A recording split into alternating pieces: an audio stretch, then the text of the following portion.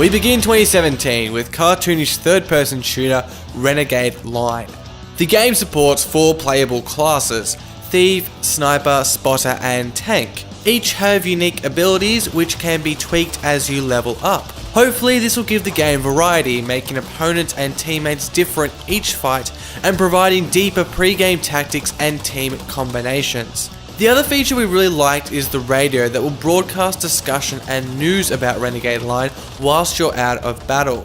Unfortunately, Renegade Line's Kickstarter throws around a lot of ideas without adequate elaboration. For instance, it is put in bold text that you must choose between one of 2 factions, but there is no explanation as to how they are at all meaningful. Another culprit is the promise and listing of many game modes without detail on what the main mode is or how they'll differ from other team-based shooters. This has left us concerned that a lot of the game's ideas haven't been well planned or tested just yet. With a young team who've to this point worked for free, we're rooting for it and their success. And from the game's art and character customization, we can tell that the developers are certainly talented and capable. With its campaign funded and finished, Renegade Line's alpha will launch next month.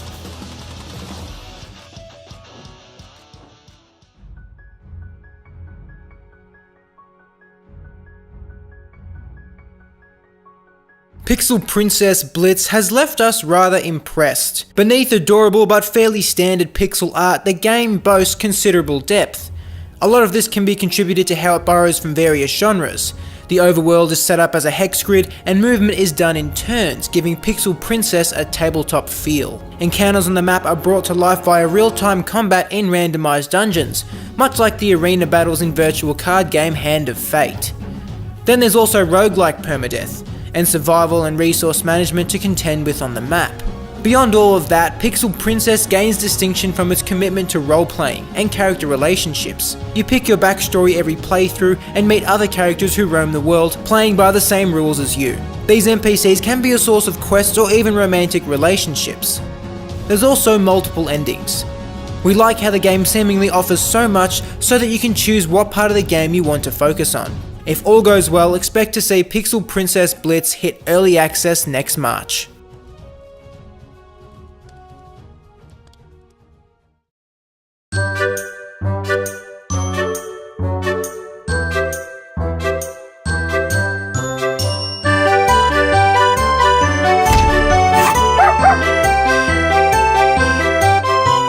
If you're making a cute and cuddly platformer, Clown would probably be one of your last choices for a protagonist. After last year's creepy clown sightings, clowns don't exactly inspire cute or cheery thoughts.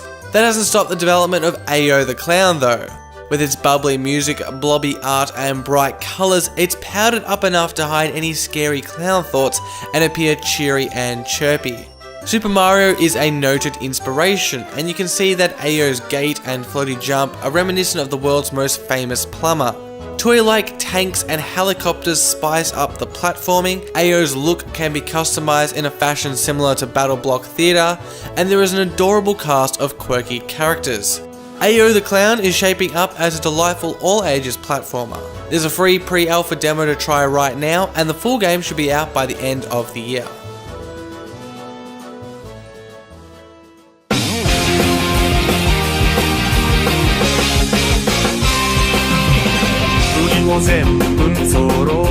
Robo Puzzle Smash mashes 2 arcade gaming staples in puzzles and fighters into one competitive face-off. On the side of the battlefield, you drop blocks into a grid like you would in Tetris or Bejeweled.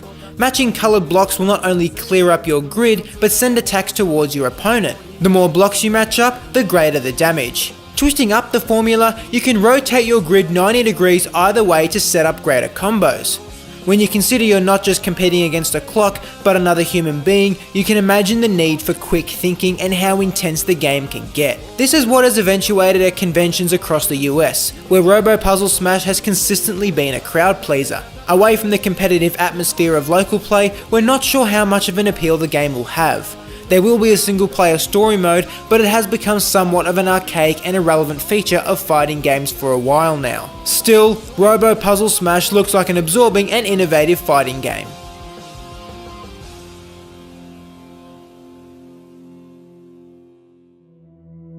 Since childhood, we've been told that the universe is endless. We've been told there are billions of worlds, and that it is impossible to reach any of those. We've been told they are billions of light years away. But what if they haven't told us the whole truth? What if we live in a multiverse of parallel worlds, which are separated by nothing but a thin membrane? And what if this membrane is not impenetrable? 7 worlds. A cataclysmic shift merges 7 parallel worlds into one. Where there was once order, there is now chaos, as different races fight for power in an uncertain world. In Undungeon, you play as one of 7 heralds, one for each alien race, with the goal of uniting this chaos and learning the nature of this devastating shift. The 7 heralds make up a brilliantly weird and original cast of heroes that includes a brain-popping Zen baby, the hunchback cousin of the Grim Reaper, and a floating golden statue. Each carries the core, which is the secret to understanding the shift. It also provides immortality. When the heralds die, they come back to life with the surrounding world rearranged. We think that's a clever way to tie the permadeath system into the game's story, especially due to Undungeon being a narrative-driven game. The pixel art in Undungeon is stunning, and when you look at it in combination with the fast-paced combat, it gives off heavy Hyperlight Drifter vibes. Its world may be perilous, but we think Undungeon has a bright future. With 4 weeks to go in its campaign, it should get the extra 20,000 euros it needs to fund, and if so, we'll see the final game in a year from now.